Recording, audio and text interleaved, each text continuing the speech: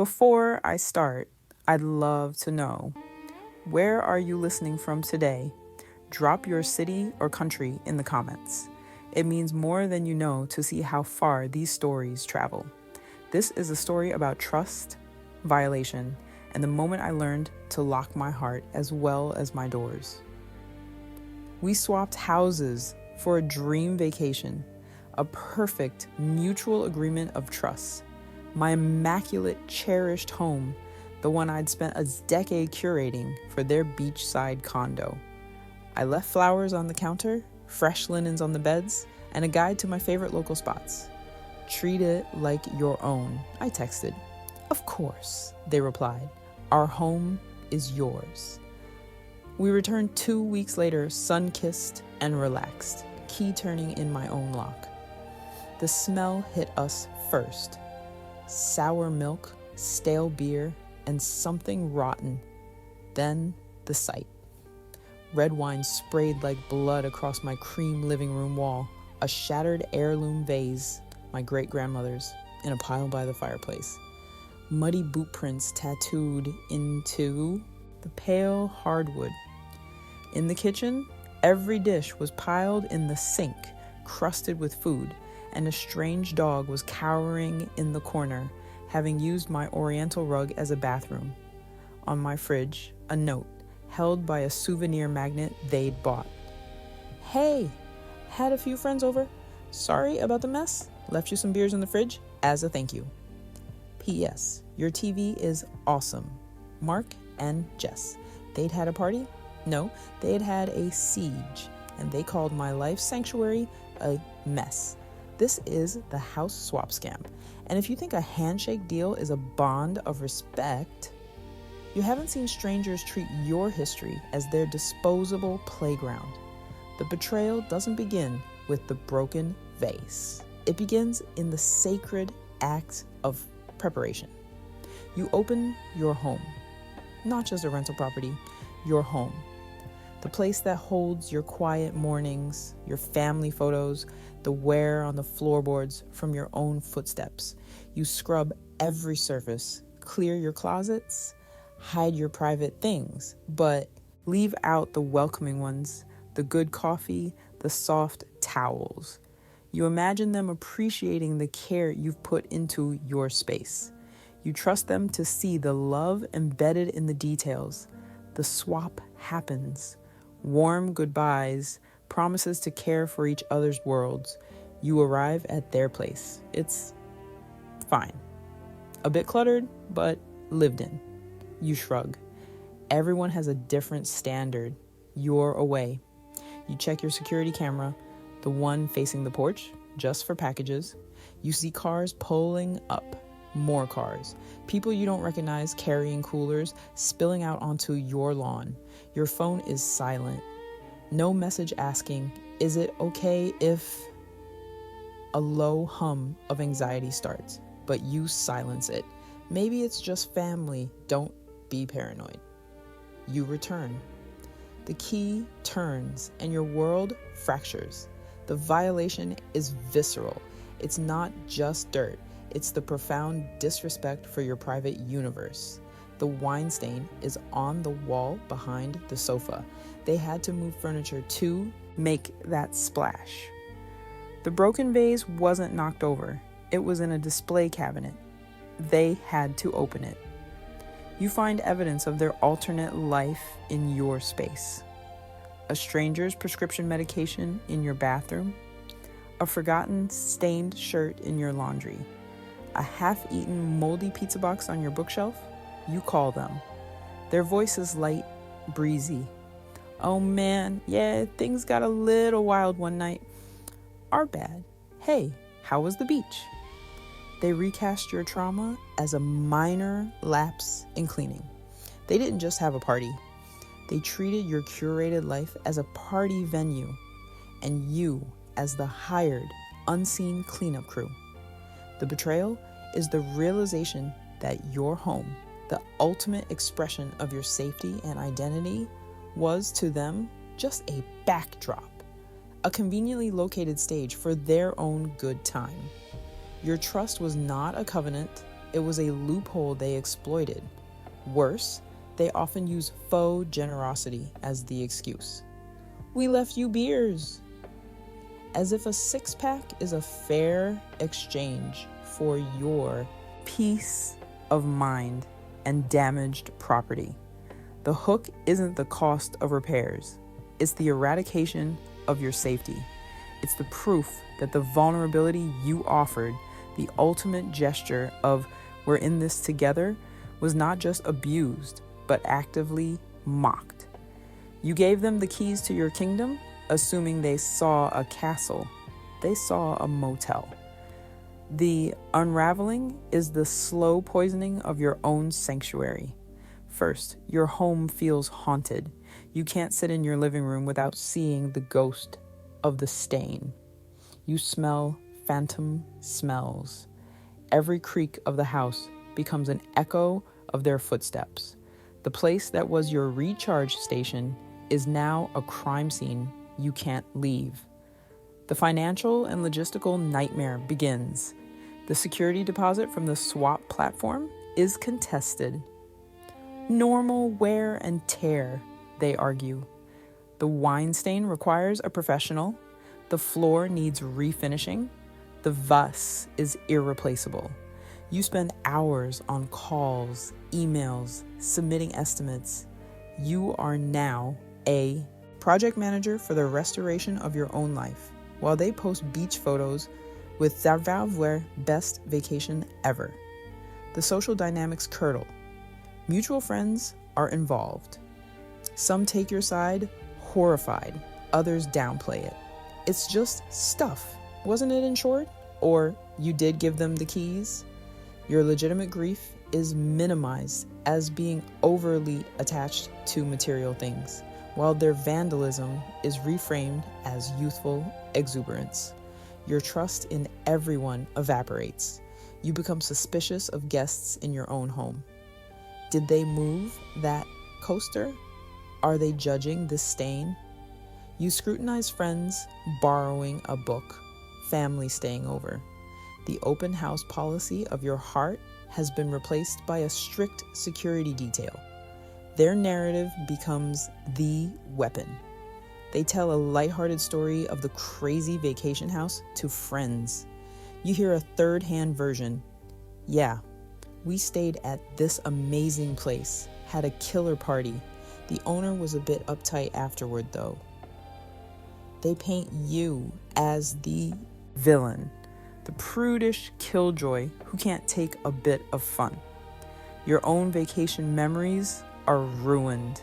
The great meals, the sunsets, all you can remember now is the dread you felt checking that camera and the crushing reality you returned to. The trip is forever tainted. The most insidious part, the erosion of your own judgment. You replay the emails, the friendly calls before the swap. Were the red flags there? Was I too eager, too trusting? You question your own ability to read people, to set boundaries. Their violation isn't just of your property. It's a violation of your discernment. The unraveling ends with you sitting in your repaired, cleaned, technically perfect home, feeling like a stranger. The soul of the place is gone. It's just walls and a roof. The magic of this is my safe haven is dead, replaced by the cold calculation of what's the resale value. You are left with the ghost of your own hospitality, haunting you with the question, did I ever own this space? Or was I just its temporary, naive caretaker until the barbarians arrived? The awakening doesn't come when you're scrubbing the floor. That's the punishment. The awakening comes weeks later in a moment of mundane horror. For you, it's while you're cleaning out your guest room closet. You're pulling down boxes, still trying to reclaim every corner. Your hand brushes against something wedged behind the luggage. You pull it out. It's a Polaroid photo, one of their friends, a stranger, shirtless, giving a thumbs up. He's sitting on your bed in your guest room. Behind him, clearly visible on the nightstand, is the small framed picture of your late father you kept in there. The stranger is grinning. Your father's serene face is just over his shoulder. They didn't just party in your living room. They brought their revelry into the quiet, memorial corners of your life.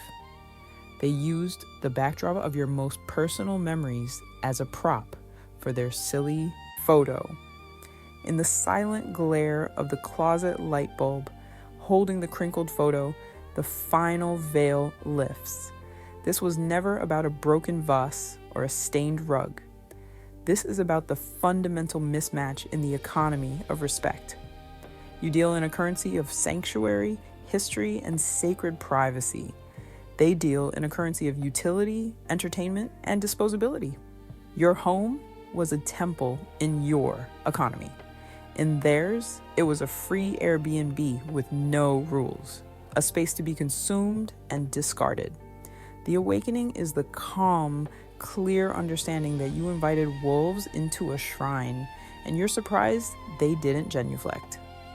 Enough, you whisper, tearing the Polaroid in half. You are done offering your temple to people who see a party barn, done equating their casual access with your profound trust.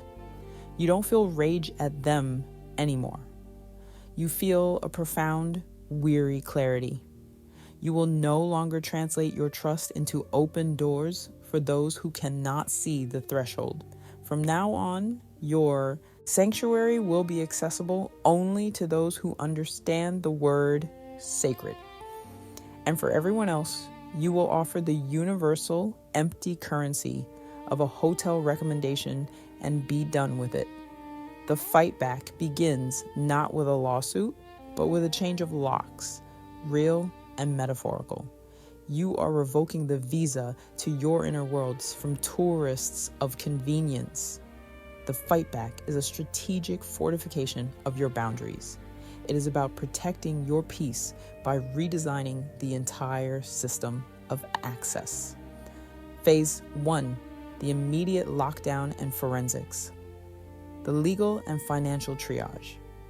You document everything with forensic level photos and video. You file claims immediately, not just with the swap platform, but with your own homeowner's insurance. You send a formal, itemized demand letter via certified mail for all damages exceeding the deposit. You treat it not as a dispute between friends, but as a breach of contract. The digital purge and review. You leave a factual, unemotional review on every relevant platform. You block them on all social media and communication channels. This is not revenge. It is severing a toxic link to prevent future harm or manipulation. Phase 2, the new access protocol, the circle of sanctuary. The sanctuary circle. This contains only people who have proven through time and action that they respect your space and your spirit. These are the only people ever allowed to house sit or have a key. The transactional zone. For all others, extended family, newer friends, friends of friends, the rule is absolute. No unsupervised access, ever. They can visit when you are present. That is the limit. Phase 3, the no more swaps doctrine. Swaps are dead. You are out of the peer-to-peer trust economy. You will rent professionally managed properties or stay in hotels. The slight financial saving is never worth the existential risk. The renter's mindset rule.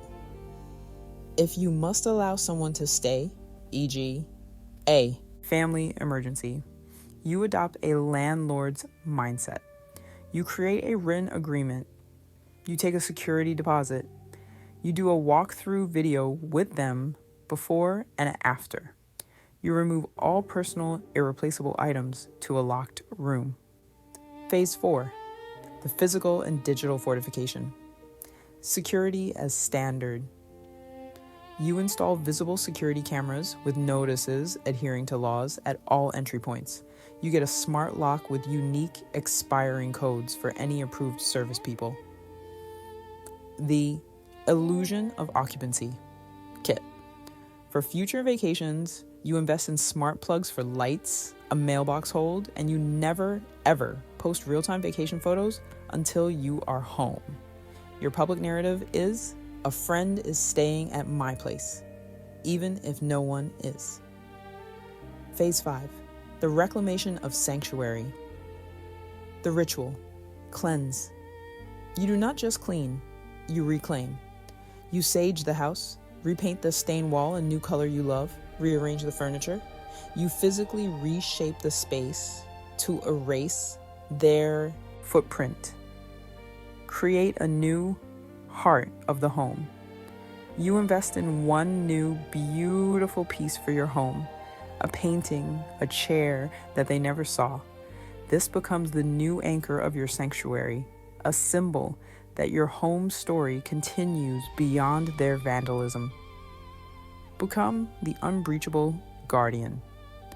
Your new piece comes from the absolute certainty that your boundaries are now impenetrable. Your home is no longer a naive, open field. It is a well-lit fortress with a drawbridge you control.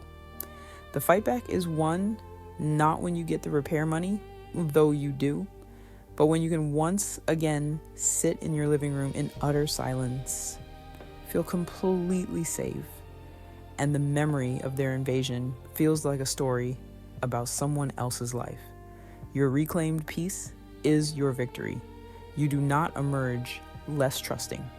You emerge as a strategic guardian of your peace.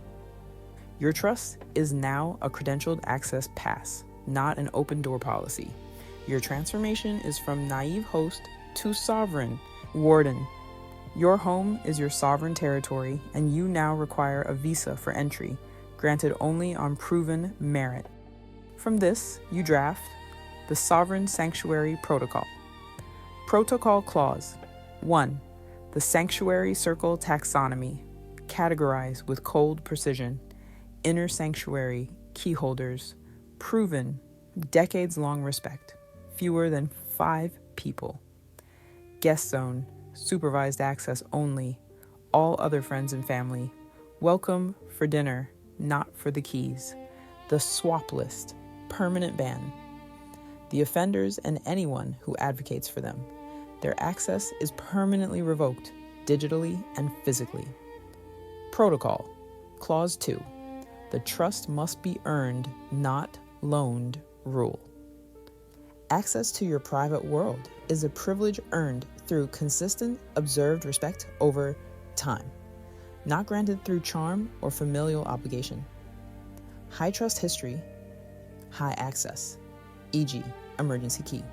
Low bot, no trust history, 0 unsupervised access. Do not give the master key to someone who has shown they can't be trusted with the guest bathroom. Protocol, Clause 3, the pre-vacation lockdown checklist. Before any trip, you execute. 1. Personal items. All sentimental objects go into a single locked closet or room. 2. Digital audit. Security cameras are on, smart lights are scheduled. 3. The house sitter dossier.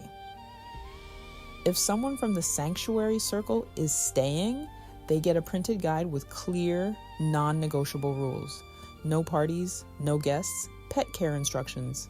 For any non-sanctuary circle person requiring access, e.g., a contractor, a friend in a genuine bind, you use a simple written agreement outlining responsibilities, liability, and the security deposit. It formalizes the transaction and protects both parties. Protocol Clause 5. Become a student of boundary languages. Understand that people who disrespect physical boundaries often disrespect emotional ones. The house swap was a masterclass in their character. Let this inform all other areas of your relationship with them. A person who trashes your home will trash your confidence, your time, and your feelings. Protocol Clause 6. The Sanctuary Reinvestment Ritual. Each year, on the anniversary of getting your home back, you invest in it. A new plant, a fresh coat of paint, a piece of art. You celebrate its resilience and your role as its protector. You affirm that it is yours, fortified and flourishing. Protocol Clause 7. The Sovereignty of Space. This is the core law. Your space is an extension of yourself. Violations of your space are violations of yourself. You have not just a right, but a responsibility to defend it with impeccable boundaries. Detach your guilt from the act of saying no to access. No is the foundation upon which your peace is built.